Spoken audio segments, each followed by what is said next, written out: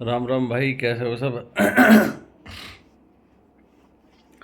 NS 125 के बारे में आपको मैं थोड़ा बताना चाहता हूँ। जितने दिन अभी तक मैंने चलाई है, क्या कुछ एक्सपीरियंस रहा है मेरा अभी तक। भाई देखो, चलाने में कोई दिक्कत नहीं है। माइलेज तो अभी तक मेरे को 35 का मिला है। पहली सर्विस में करा चुका हूँ, और पहली सर्विस की कॉस्ट मेरे को 626 रुपये आई थी, जिसमें चैन लुब्रिकेंट नहीं किया था। उसके अलग से 200 मांग रहे थे। तो उनके पास था भी नहीं करने का, तो उन्होंने बोला कि आप बाहर से चैन लूब ले लेना, लुब्रिकेंट 700-800 रुपये में खरीद लेना, फिर अपना बार बार यूज़ करते रहना। हम तो एक ही बार का 200 रुपये लेंगे। मैं ठीक है भाई, 200 रुपये भी देने को दे देते, लेकिन उनके पास था ही नहीं। फिर ये तो हो गया। बाइक माइलेज दे रही थी 35 की, 2000 के समथिंग मैंने पेट्रोल डला लिया था। तो उसके बाद भाई फिर सर्विस करा ली मैंने।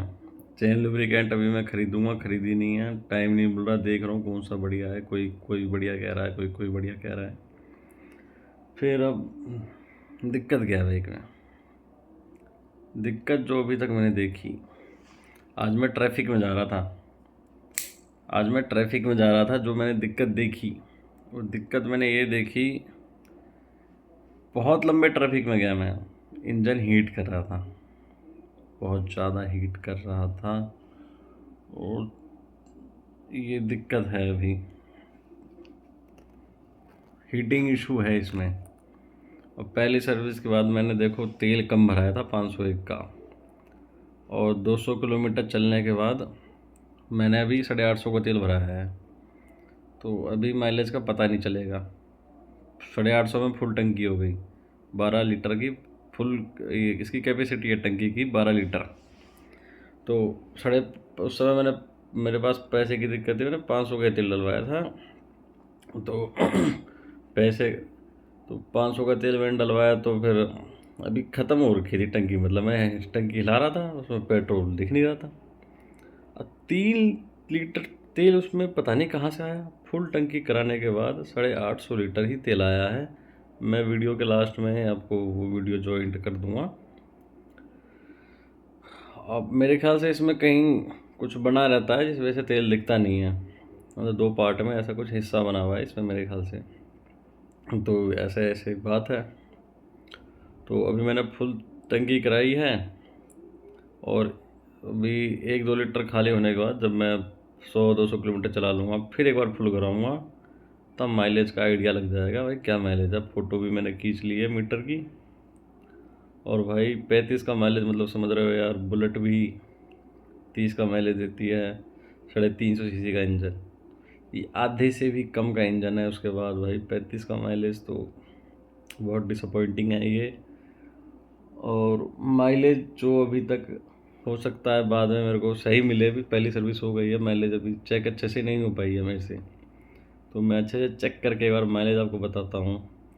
माइलेज देखो ज़रूरी क्यों है, पैसे की बात नहीं है, क्योंकि 125 सीसी का इंजन है। 125 सीसी का इंजन, ज़्यादा करके आप कोई भी बाइक देखोगे 60 प्लस माइलेज देती है, या 55 प्लस, या जो भी है 60 तो देती ही है। जैसे भी है 55 के ऊपर ऊपर, या जो भी है। TVS राइडर में से ज़्यादा टॉर्क है। वो लुक वाइज उतनी अच्छी नहीं लगती है, इस वजह से मैंने ली नहीं भाई, ये चक्कर है। अब देखो, एन मैंने तो भाई पल्सर लेने गया था 125। बाइक लेते टाइम क्या हुआ ना, ये मेरे को थोड़ा अंकल टाइप लगी पल्सर 125। बजट भी टाइट था। फिर NS 125 मैंने देखी, मेरे को भाग गई। भगवा रंग था भाई, ऑरेंज कलर। अपन तो ऐसे भी हनुमान जी के भक्त हैं भाई। NS 125 मैंने देखी सफ़ेद कलर में, नहीं भाई नहीं लगी अच्छी। ग्रे कलर में भी खड़ी थी, नहीं लगी अच्छी। NS 125 देखी, माइंड में कुछ नहीं आया माइलेज ये वो। माइंड में बस ये था शौक पूरे करने हैं, बजट भी कम है, और महंगी बाइक लेंगे, माइलेज कम भी होगी। तो मैं सोचा महंगी बाइक जो लेंगे उतने का तेल खिला लेंगे। माइलेज कम मिली तो अभी तक एक्चुअल में पता नहीं है। अभी तक जितने भी यूट्यूब पे आप वीडियो भी देखोगे ना, पुरानी मॉडल की बाइकें हैं, 2022, 20, 23, 2025 के माइलेज टेस्ट अभी तक ढंग से किसी ने नहीं बताया। बताया भी है तो उनकी पहली सर्विस होनी रखी है। अब मेरी बाइक है, जो भी पहली सर्विस करके मैं दूंगा माइलेज टेस्ट आपको बताऊंगा। और लोगों ने भी बना रखी होगी, पता नहीं भाई, मेरे को तो मिली नहीं, मैंने बहुत ढूंढी। तो ये सब कुछ है भाई। और मैं आपको बताऊँ तो इसमें वेट बहुत ज़्यादा भाई, जितनी भी 125 सीसी की बाइक है उस सेगमेंट में वेट बहुत ज़्यादा है बाइक का। अब वेट ज़्यादा होने का फ़ायदा क्या है? फ़ायदा ये है, रोड पे चिपक के चलती है। लेकिन जो बाइक का जो बैलेंस है ना, वो मेंटेन नहीं है। चलते वक्त तो मेंटेन रहता है, लेकिन खड़ी खड़ी में जो है ना, वो मेंटेन नहीं है। मतलब इधर उधर हिल जाता है थोड़ा सा। अगर किसी के पैर ठीक से नहीं पहुंच रहे हैं ना, थोड़ा हिल जाएगा वो। तो ये दिक्कत है इसमें। और कुछ दिन पहले मैं ट्रियम्फ के सर्विस वो शोरूम गया था, ट्रम्प करके जो है एक शोरूम बाइक की। इससे महंगी जो 2.5 लाख से उनकी बाइक स्टार्टिंग होती है। और जो बाइक थी, क्या बताऊँ, 2.5 लाख वाली, बहुत ज़्यादा वेट था उसमें भी। वेट मुझे कुछ याद नहीं है, लेकिन 2 कुंटल के आसपास था 2.5 लाख की बाइक का वेट। अब उसको मैं एक पैर से इधर कर रहा हूँ, झुका रहा हूँ, एक पैर से इधर झुका रहा हूँ, बाइक वापस सेंटर में आ जा रही है अपने आप, इधर उधर झुकाने के बाद भी। तो इसे कहते हैं असली बाइक। तो फ्यूचर में कभी बुलेट का मैं सोच रहा था, लेकिन लूँगा तो ट्रम्प की बाइक लूँगा, बुलेट वगैरह नहीं लूँगा। ट्रम्प बाइक अपनी सेकंड बाइक भी रहेगी। और NS 125 में बताऊँ तो एक जो 125 सीसी का सेगमेंट है ना, उसमें सबसे अलग बाइक है। इसलिए रोड पे भी आपको दिखती नहीं होगी ये बाइक, बहुत कम। NS 200 वगैरह ये सब तो देखो अलग चीज़ हो गई। थोड़ा थोड़ा सा ये महंगे लोग ये अफोर्ड करते हैं। ज़्यादा करके मार्केट में 125 सीसी में Honda SP, Splendor, super Splendor यही दिखाई देती है आपको। ग्लैमर यही सब चीज़ें हैं ज़्यादा मार्केट में, कहाँ यही चलती है 125 में। तो हीरो एक्सट्रीम भी मेरे को बकवास लगी भाई, हाथ में क्या बताऊँ, मैंने देखी थी, नहीं लगी अच्छी, नहीं भाई। 125 में हीरो एक्सट्रीम, उससे अच्छा मैं कोई भी बाइक ले लूँगा, लेकिन वो नहीं। राइडर भी बेकार लगी थी, मैं स्लूक बाइक मेरे को बेकार लगी चीज़ें। बाकी मैंने शोरूम गया था, मैंने चला के भी देखी हैं ये सब बाइकें, ऐसी बात नहीं, लेकिन ठीक है, लेकिन लुक मेरे को एकदम पता नहीं क्यों बकवास। और बाइकें मैंने कौन कौन सी देखी थी, इसको लेने से पहले मैंने हंटर भी देखी थी, क्योंकि वो भी 1.5 लाख में ही आ रही थी, उसका बेस मॉडल ना। हंटर भी 35 का माइलेज तो दे ही रही थी। उसमें भी बैठ के बढ़िया लगा था, सीट कुशनिंग भाई। इससे महंगी है तो लगेगा ही, कुछ चीज़ तो बढ़िया तो है ही। हंटर तक मैं ले लेता, लेकिन अगर थोड़ा दिन और वेट करता ना, तो कुछ ना कुछ हो जाता। लेकिन फिर मेरे को ये था कि 125 सीसी ले लेते, इतनी जब दिक्कत है बाइक की, फिर फ्यूचर में दोबारा ले लेंगे। क्योंकि मेरे गांव में ना मेरे पास बाइक ही नहीं है, तो मैं सोच रहा हूँ कि नई बाइक जब दोबारा लूँगा। अभी मेरे पास एक्टिवा H स्मार्ट है, सुपर स्प्लेंडर है, NS 125 तीन है। फ्यूचर में कोई बाइक फिर एक और लूँगा, तो उनमें से एक बाइक या स्कूटी कोई गांव में छोड़ाऊँगा मैं, जो ज़्यादा कंडीशन ख़राब या कोई ऐसी नज़र आएगी। क्योंकि गांव में कभी कभार चलना है, दिखावाबाजी अपने को करनी नहीं, गाँव में क्या करना भाई, नई चीज़ वहाँ पर खड़ी करके ख़राब। तो यहाँ पे एक बाइक और लूँगा मैं, साल भर में, साल 6 महीने बाद ऐसे कुछ। अभी इसको भी चला लेते हैं अच्छे से, मज़ा ले लेते हैं पूरा, उसके बाद फिर दूसरी बाइक सोचेंगे। और भाई बाइक में अभी तक खराबी वही हीटिंग इशू मैंने आपको बताई। हीटिंग इशू के अलावा भी जो इशू मेरे को लग रही है साफ़ सफाई की। इतने कर्व है इसमें, इतने मतलब शार्प बॉडी है, साफ़ सफाई में बहुत मेहनत है। एक बार में कपड़ा मार के साफ़ नहीं होता, मेहनत है इसमें। दूसरा ये डिसएडवांटेज है। तीसरा डिसएडवांटेज यह है कि अभी तक तो देखो डिसएडवांटेज आ नहीं रहा है कुछ। माइलेज भी अभी ठीक से चेक करा नहीं सेकंड सर्विस के बाद, तो इसको भी डिसएडवांटेज में अभी लेंगे नहीं। इसमें ब्लूटूथ कनेक्टिविटी है, अभी तक पता नहीं, मैंने देखा नहीं कैसे क्या कनेक्ट होगा। यूएस वो चार्जिंग का केबल है, चार्जिंग केबल दे रखी है। हैंडलिंग बढ़िया है, रोड पे चिपक के चलती है, कोई दिक्कत नहीं। सीट ऊंची है, पीछे वाली सीट पे पिलियन बैठता है तो भाई वो तो लगता है ऐसे पता नहीं पहली मंजिल पे बैठ गया हो। मैं भी पीछे बैठा हूँ भाई, इसमें पीछे बैठने का भी अलग ही हुआ है। और इसमें क्या दिक्कत है, दिक्कत क्या बताऊँ, दिक्कत तो कुछ नहीं है। कार्बन बॉडी है तो फिर स्क्रैच भी पता चलता नहीं। पियानो ब्लैक में ना स्क्रैच पता चलता है, कपड़ा मार दो कुछ लगा हो गंदगी, इसमें वो भी पता नहीं चलता।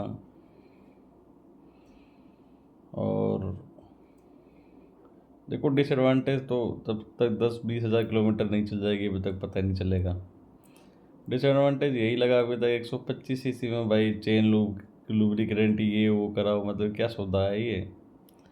क्योंकि मेरे पास 125 सीसी की हीरो सुपर स्प्लेंडर है, इसकी उसमें देखो कोई तुलना तो नहीं है, लेकिन वो अलग चीज़ है, ये अलग चीज़ है। लेकिन चेन लुब्रिकेंट इसमें तो आज तक कभी ऐसा कुछ करा ही नहीं, साफ सूफ करा दिया ऐसे, मतलब तेल वेल मोबिल जो होते हैं पुराने मैकेनिक के पास।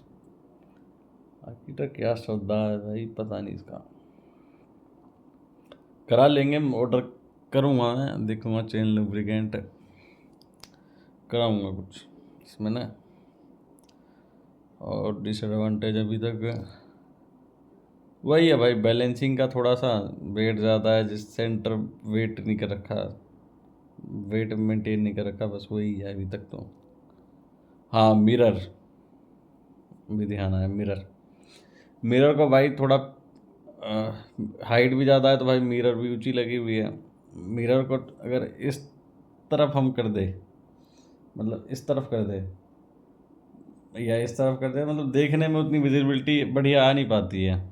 ऊपर कर दो, कई बार तो जैसे रोड कभी बार ऊंचे भी होते हैं ना, कई बार नीचे होते हैं, कभी शीशा ऊपर की तरफ कर दिया, कभी नीचे की तरफ कर दिया, तो नहीं दिख पाता भाई कुछ। इसमें शीशे ना नीचे की तरफ लगाने पड़ेंगे, बहुत हाइट पे शीशे लगे ना तो उतना विजिबिलिटी पीछे का नहीं दिखाई दे पाता। बार बार एडजस्टमेंट करनी पड़ती है रोड के हिसाब से ना।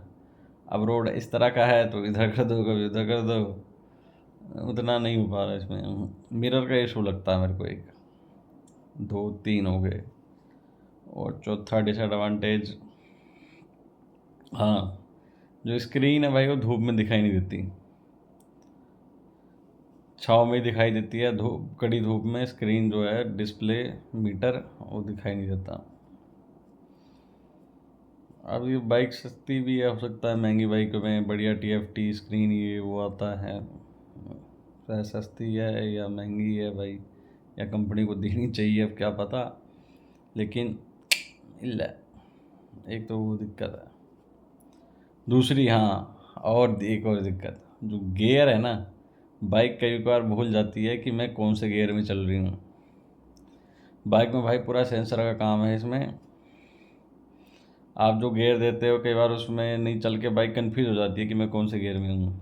वो जो मीटर में दिखाता है ना, कई बार माइनस दिखाता है, 2 गियर 3 गियर की जगह माइनस दिखा देता है। बाइक कई बार कंफ्यूज हो जाता है मैं कौन से गियर में हूँ, फिर उसको बार बार गियर दबा के ऐसे करके फिर सही करना पड़ता है। गियर भाई गियर में दिक्कत है हाँ, इस चीज़ की दिक्कत है, बाइक भूल जाती है। मैं पहली सर्विस कराई थी ना, जल्दबाजी में कराई थी, तो मैंने ये सब कंप्लेंट बताई ही नहीं फिर। और इसमें वायर कटिंग का इशू है, जो सीट के नीचे वायर बिछी रहती है वो कटी पड़ी है जगह जगह से। अब मैं जा इसलिए भी नहीं रहा, मैं थोड़ा बहसबाजी कर लिया सर्विस सेंटर वालों से फ़ोन पे, आपने नहीं देखा ये वो, थोड़ा मैंने उल्टा सीधा बोल दिया। तो कहीं और दिखाऊंगा, वहाँ तो जाऊंगा नहीं फिर अब। ये सब दिक्कत है भाई। और हाँ, अभी से इसमें रस्टिंग आ रही है, नीचे जो लोहा है ना उसमें अभी वहाँ पे खुदरा खुदरा सा है, मतलब मैंने धोया था, पोछा था, तो उसमें पेंट अभी से उखड़ रहा है नीचे से। और क्या दिक्कत है? फ़ायदा तो देखो भाई यही है, जब भी पता चलेगी जब माइलेज सही आएगी, क्योंकि 125 सीसी की होके अभी तक जो माइलेज मिली है वो अनएक्सपेक्टेड है। फ़ायदा का सौदा तो है नहीं, क्योंकि भाई कोई बंदा 160 सीसी की बाइक क्यों नहीं चलाएगा फिर। इससे हैवी इंजन का मज़ा लेगा और माइलेज उतनी की उतनी मिलनी है, माइलेज 40-45 मिलती है। जब तक माइलेज नहीं आता ना तब तक इसका फ़ायदा नुकसान अभी उतना कुछ कह ही नहीं सकते, मतलब कुछ बोल ही नहीं सकते अभी। तो ये चीज़ है। अब बाकी हाँ, लोगों के रिएक्शन क्या रहते हैं, लोगों का रिएक्शन तो भाई क्या बताऊँ, रोड पे लोग अपने आप साइड देते हैं। एक्टिवा में पता नहीं भाई क्या है, रोड पे चलो 10 लोग अपने आप अड़ते हैं, फंसते हैं। कोई भी गाड़ी वाला हो, बड़ी गाड़ी छोटी गाड़ी, पता नहीं कहीं से, जैसे रोड पे चलते हैं ना, लेन चेंज नहीं करते कई बार, मतलब जैसे 2 लेन होते हैं तो आने के जाने के, जाने वाले में जैसे होता है ना, कभी राइट होके कभी लेफ्ट होके चलो, तो उसी में कई बार पीछे गाड़ी वाले मतलब क्या समझते हैं कीड़ा मकोड़ा भाई, पता नहीं यार, एक्टिवा पे और सुपर स्प्लेंडर पे पता नहीं क्या समझते हैं, बीच में अड़ने लगेंगे, फंसने लगेंगे कभी, पता नहीं। बहुत गुस्सा आता है भाई। कभी जोमेटो वाले आ जाएंगे बीच में, कभी ये रिक्शा वाले, ये तो आतंकवादी लग रहे हैं अब तो मेरे को, कोरोना वायरस लग रहे हैं, कोरोना वायरस से भी खतरनाक बीमारी लग रही है ये सब तो। अगर भाई कहीं से भी बीच में आ जाते हैं, इन्हें अपनी जान की कोई परवाह नहीं, इन्हें बस 30 रुपये कमाने हैं, डिलीवरी अपना जो भी सामान पहुँचा के, 50 रुपये की फिक्र है, अपनी फिक्र भी इनको नहीं है, बीच में से कहीं से भी आ जाते हैं। एन 125 है भाई, तो मेरे साथ तो कंट्रोल भी हो जाती है। और सुपर स्प्लेंडर के बार नहीं, ये सब टायर इनके उतने चलते ही नहीं चिपक के, और गुस्सा आता है जब कंट्रोल में अपनी बाइक भी नहीं आ रही और बीच में भी कोई आ जाए, मतलब बहुत।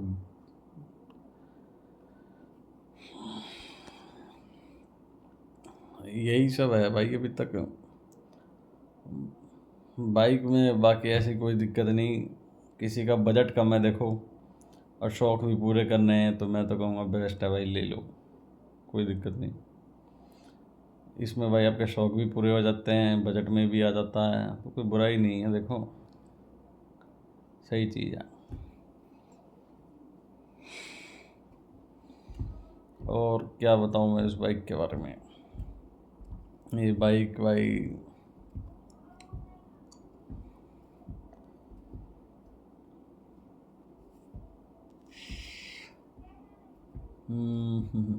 क्या बताऊँ बाइक के बारे में। अब बाइक भाई टंच है, कोई दिक्कत नहीं है, पिकअप वगैरह सही है, सब कुछ सही है, सही चलती है, कुछ ऐसा है नहीं। 5 गियर है इसमें, अभी तक मैंने 80 से ऊपर भगाई नहीं है, 75-80 से ऊपर अभी तक भगाई नहीं मैंने।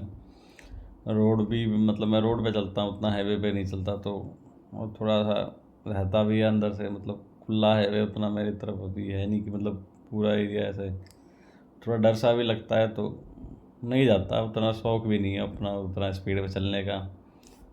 नहीं तो मैं 160 सीसी की बाइक नहीं लेता तुरंत।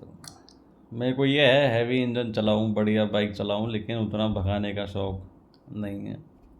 हाँ, एबीएस है ना बाइक में, अगला ब्रेक मारो भाई कोई दिक्कत नहीं होती, बाइक कंट्रोल में आ जाती है, बाइक में ये चीज़ की परेशानी तो नहीं है, एकदम से नहीं रुकती भाई, लेकिन एबीएस जो है बहुत काम की चीज़ है, तो मैंने देख ली, अगला ब्रेक मारो भाई कंट्रोल में आ जाती है वैसे। और बिना एबीएस के अगला डिस्क का ब्रेक मारो ना भाई, झटके देती है पूरे, गिरा भी देगी आपको। पिछला भाई इसमें ड्रम ब्रेक है, 100 पीस के लिए डिस्क दे रखा है, मतलब ऐसे प्लास्टिक सा ऐसे है। और बाइक तो भाई देखो कुछ समय और मेरे पास रहेगी तभी पता चल पाएगा डिसएडवांटेज तो। एडवांटेज यही है 125 सीसी सेगमेंट में ऐसी लुक और ऐसी चलने वाली बाइक नहीं है। और ठीक है भाई, राम राम, बाकी अगली वीडियो में मिलते हैं फिर।